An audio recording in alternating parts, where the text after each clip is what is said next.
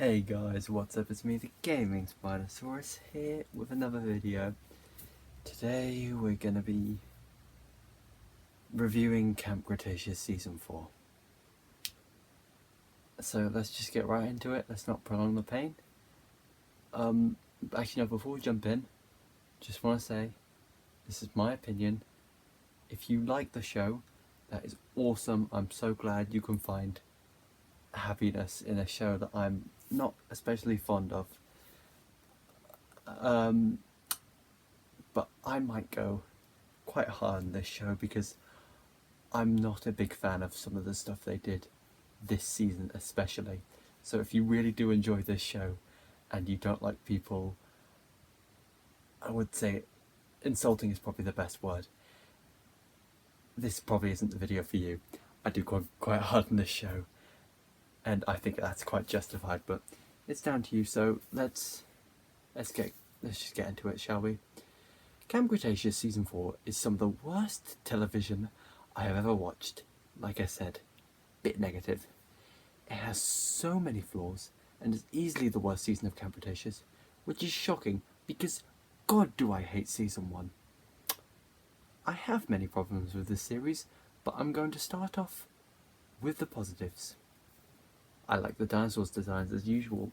I think they translate really well from movies and games into the animation of Camp Cretaceous. Also, as per usual, the actual animation of Camp Cretaceous, normally pretty decent. And I fucking love the Spinosaurus, of course. Yes, I'm a Spino fanboy, of course, so I'm very biased, but I don't care. I don't care at all. He's awesome. I love him. The T-Rexes were pretty cool, and I like the plot with the spiked food that makes them aggressive. It makes sense in the Jurassic universe and doesn't feel too far-fetched. The actors also, as always, do the best job with the material that they're given. As well, the fact that there is a Smilodon in this opens up a lot, I mean a lot, of new avenues with Cenozoic creatures now being able to be cloned, which could link into Dominion. As we know, Dominion filmed in snowy environments, and this excites me a lot, as there is nothing more I want to see in the Jurassic franchise than a woolly mammoth. I love woolly mammoths, especially if the woolly mammoth fights Tyrannosaurus Rex. Doesn't make sense at all. Why do I want that? Because my monkey brain wants to see cool animals fight each other. And that, unfortunately, is all the real positives I can think of off the top of my head. And now we're going to get into the less than stellar parts of the series. So, let's begin with the characters, who are mainly bearable. Darius is once again the best of the child characters, as he gets the most screen time and has the most solid characterization, to be honest. Another character I think had real promise but was wasted a lot is Yaz. Her nightmares about dinosaurs are really interesting.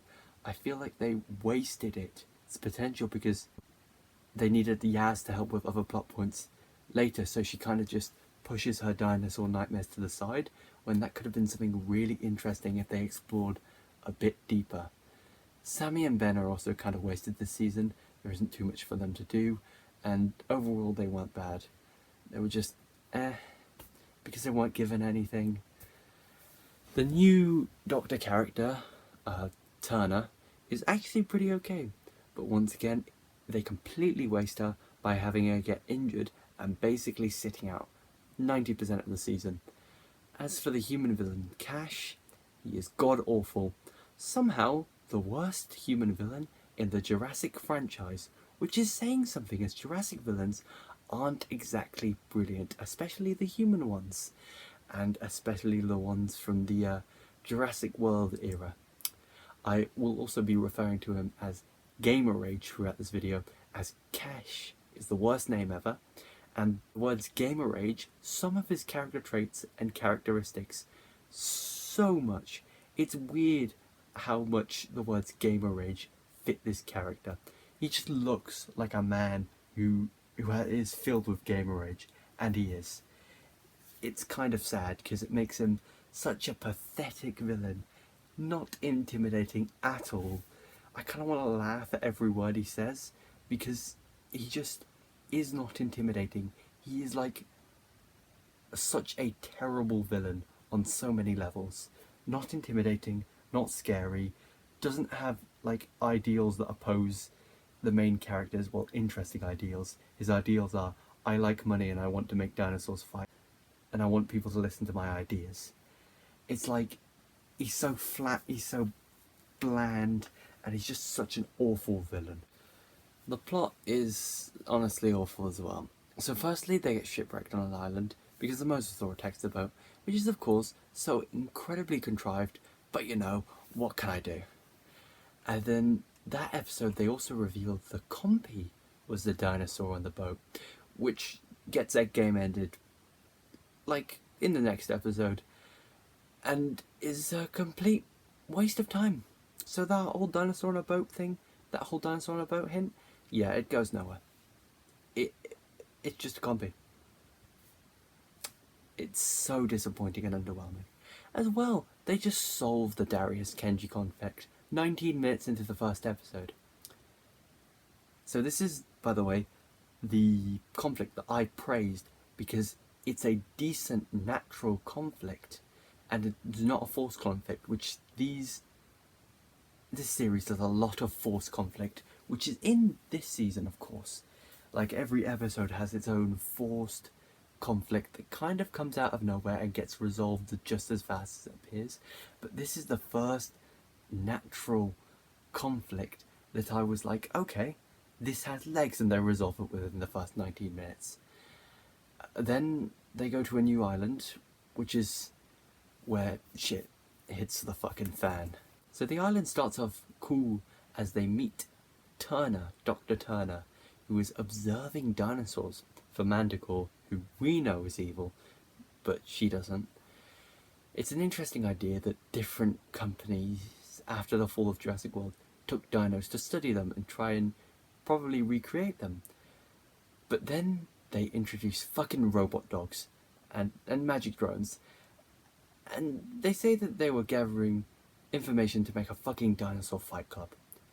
Fucking dinosaur fight club using magical drones that project invisible barriers.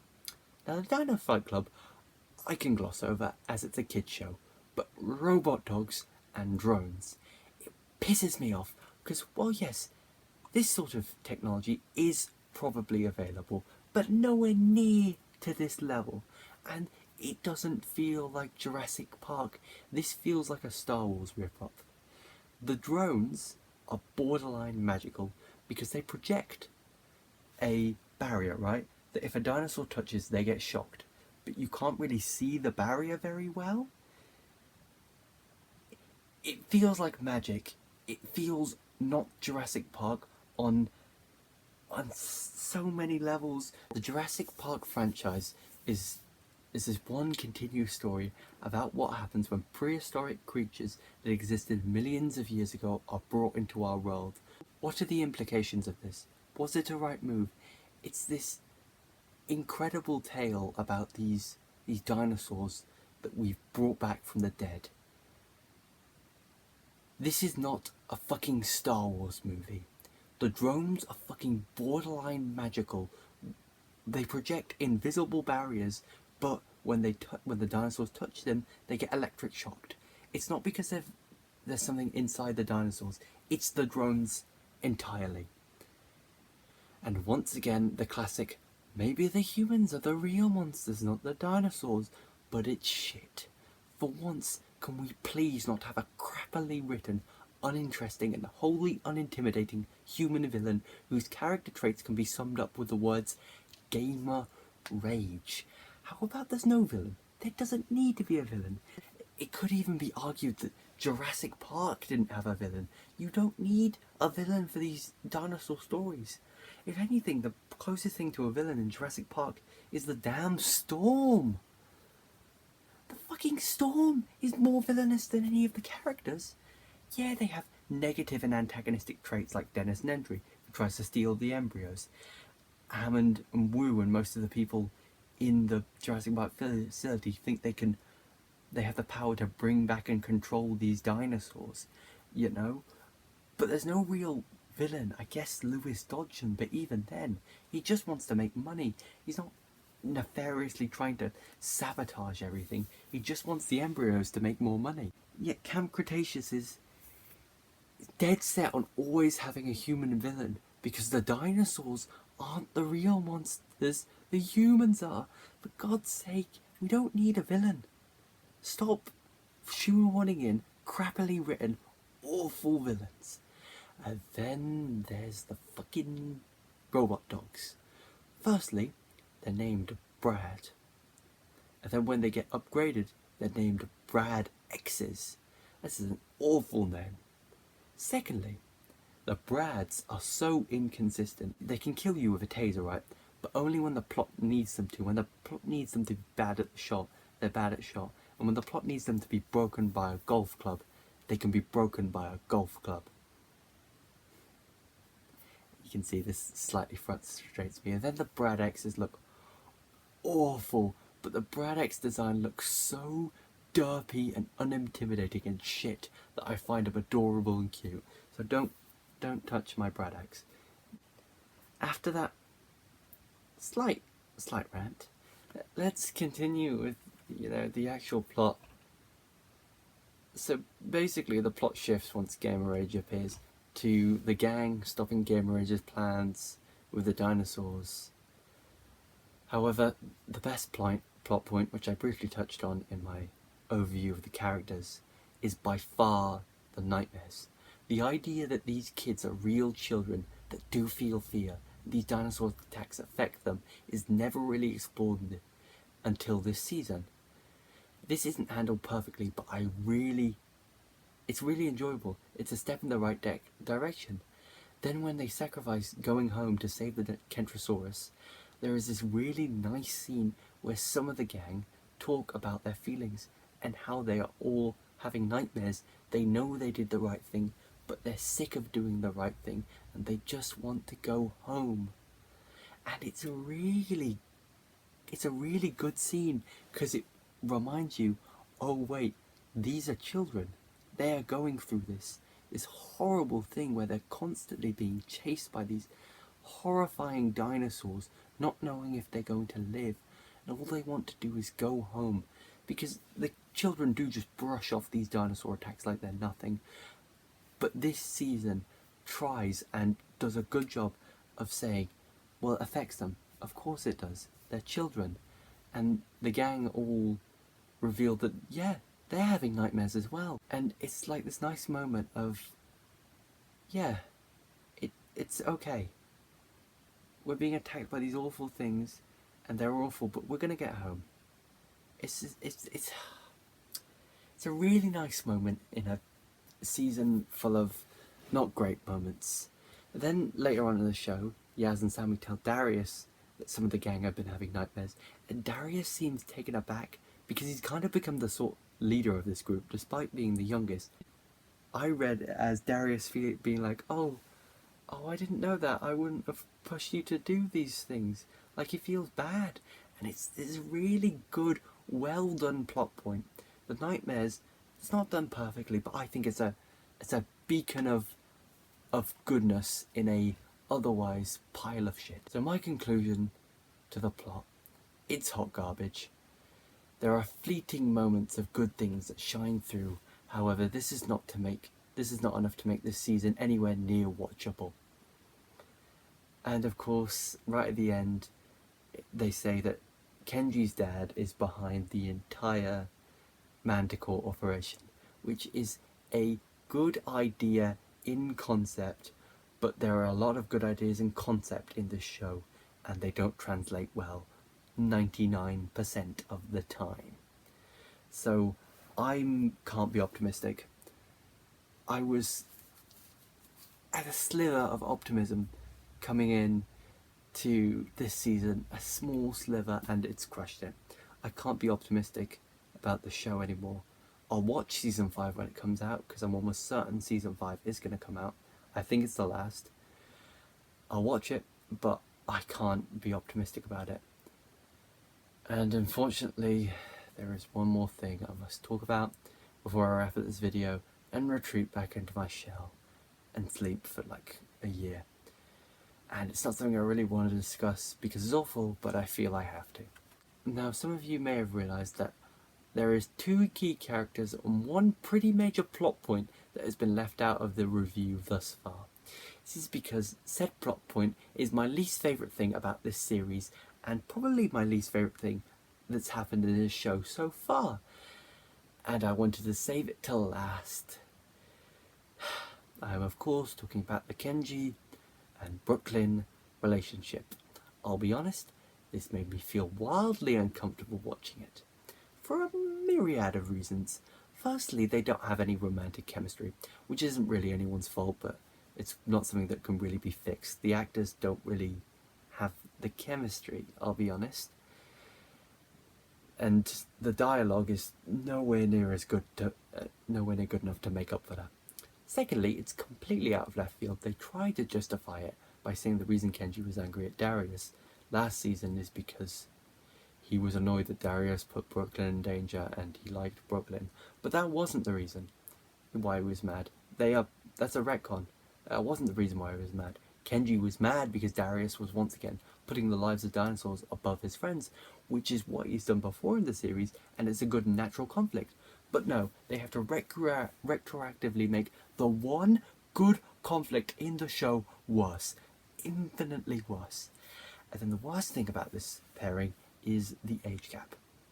Now apparently, Brooklyn is 13 years old and Kenji is 15 years old. But it's wildly uncomfortable. It makes me wildly uncomfortable. There is a 2-year age gap, which for that age is really weird. To put it in perspective for us Brits, that's like a year 8 going out with a year 11. See, when I put it like that, it makes it feel really weird. So someone who's just come into school, 2nd year of high school, and someone who's literally doing their GCSEs. Yeah, it's weird, isn't it? That's weird. And it's made far worse by the height difference, because Kenji is very tall, and the fact that Kenji has a pseudo beard, which makes him look even older and makes Brooklyn seem even younger. Now, me and my friend Josh, who I watched this with, both refer to this as Kenji's nonce arc. And it basically is. I'm very sorry, no one would be supporting it. No one in the group would be supporting it. If anything, Yaz wouldn't be trying to help Kenji. She'd be hitting Kenji in the face and telling him to leave the 13-year-old girl alone. So Kenji was already my least favourite character, but this is just taking it to another level. It's borderline pedophilic. And that's not even a joke. It's just the height difference and the age gap and the fact he has a beard makes it feel just so uncomfortable. And I also don't think he's 15. He is 16, 17 at least. No man at the age of 16 can grow a beard like that. I know it's like a very wimpy beard in the grand scheme of things, but I'm very sorry. 99% of the population couldn't grow a beard like that at 15. So yeah, it's just awful. It's an awful plot point, and it doesn't work on any level. The relationship does not work on any level. If anything, Brooklyn and Darius had more romantic chemistry, but that's not really saying much. There didn't need to be a romantic relationship in this series. Like, for some reason, every studio thinks there needs to be a romantic relationship in TV series is when they didn't. I mean, all 3 Kung Fu Panda movies, 3 of probably my favourite animated movies out there, don't have a single romantic subplot. It baffles me how someone thought this was a good idea. And that's my biggest problem with this series. This weird, uncomfortable relationship. It ruins a lot of scenes. It really does. Because there's this, whenever they like touch or look at each other, it just makes me vastly uncomfortable because it feels like a 16-year-old looking at this 13-year-old. And that's just weird. So, final closing thoughts on Camp Cretaceous Season 4. it's genuinely atrocious. Poor writing, poor dialogue, poor characters. The dinosaurs, they feel inconsequential. The dinosaurs in the Jurassic Park, it's just so bad. I can't go on optimistic the next season. It makes season 1, it's worse than season 1, which was so bad. The show got good in season 2. Season 2 was above average. It's a 6 out of 10 for me. But this season, it's a 2 out of 10. To be honest, that's probably me being really generous. I could possibly give a 1 out of 10, but no, I'm going to stick with a 2. This is genuinely some of the worst TV I've written, and the fact that this is apparently mandatory to understand Jurassic World Dominion is baffling to me. You shouldn't have to watch 5 seasons of a kids TV show. It's what it is. It's a kids TV show to understand a mainline Jurassic movie. It boils my blood. It really does. 2 out of 10. Worst series. Kenji can go fuck himself. And with that crazy, insane review, I'm done. If you liked the video, please smash like. Subscribe for more content when I eventually recover from this trauma. If you do subscribe, be sure to hit the bell icon to be notified whenever I upload, whenever that is. I've been the Gaming Spinosaurus. You guys have been awesome. I'll see you in the next video. Bye bye.